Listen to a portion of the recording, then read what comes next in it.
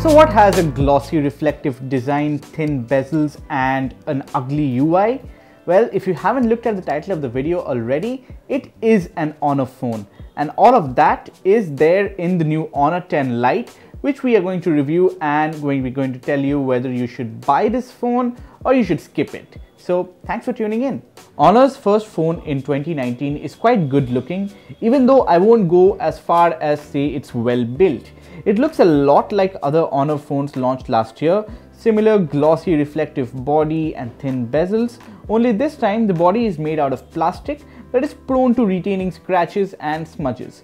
However, I quite like the 3D optical effect on the phone, especially at the price it's offered at.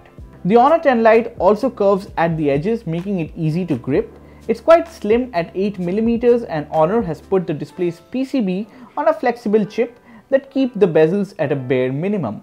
Thanks to that, the Honor 10 Lite has an impressive screen to body ratio of 91%. There's also an U-shaped notch on top, which is very much less distracting.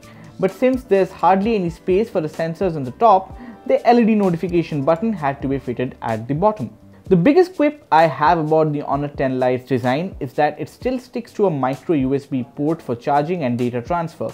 Thankfully, it retained the 3.5mm headphone jack, but I would have liked a Type-C port on this phone with support for fast charging. The 6.21-inch panel on the phone is quite immersive, but there are a few glaring compromises. It lacks the Y-Divine L1 certification, so you won't be able to stream content on Netflix in high definition. It also has a cooler bias, and the blues and greens appear more saturated, while the reds and yellows look a little washed out. Thanks to a smaller notch, a lot more elements can be accommodated in the status bar, and the extra real estate is also useful for gaming, especially if you have large hands. Now, while it's nice to have a bright and vibrant display, the performance is what matters the most. The Honor 10 Lite relies on the new Kirin 710 chipset, and it doesn't quite disappoint. On benchmark, it managed to beat the Snapdragon 660 in some cases as well. The synthetic numbers reveal the Honor 10 Lite is adept at handling multi-threaded operations better than the Realme 2 Pro and the Asus Zenfone Max Pro M2, which run on the Snapdragon 660. The CPU is clearly quite reliable to handle heavy loads.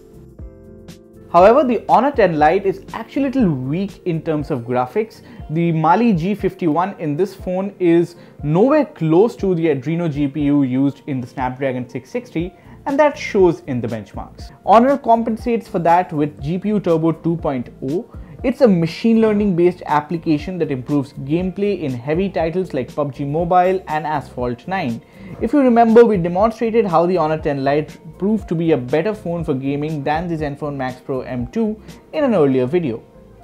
Now, the Honor 10 Lite runs on the Android 9 Pie based EMUI 9 out of the box. I was expecting the much required design revamp of the UI, but like many, I was left disappointed. With large clunky icons and confusing menu options, this isn't really the most intuitive UI out there, but it does offer a lot of things to play around with. Now, you have the gestures, which are quite iPhone-like but not as smooth. I was more interested in the digital balance feature, which revealed where my time went while on the phone, and you can also set a fixed amount of time to use the phone. It's especially handy if you're giving the phone to a teenager. The phone also managed to last most of the day. The 3400 mAh battery isn't quite adequate to last you the whole day, and the battery drain is also higher than normal, especially while gaming. A 30-minute session of PUBG Mobile drained the battery from 45% to 23%, and on PC Mark Work 2.0, the battery lasted 5 hours 24 minutes, which means you can just about use the phone throughout the entire workday. Now, what carries the phone forward is the camera on the back. The Honor 10 Lite's dual camera sensors on the back are quite capable of taking good shots provided there's ample light. It sports a 13+2 megapixel setup with f1.8 aperture on the primary sensor. On the front is a 24 megapixel Sony IMX576 sensor that combines 4 pixels into one big super pixel for better low light selfies. Honor has also implemented its AI-based stabilization and scene recognition in the camera, and that sort of improves the photos a little bit.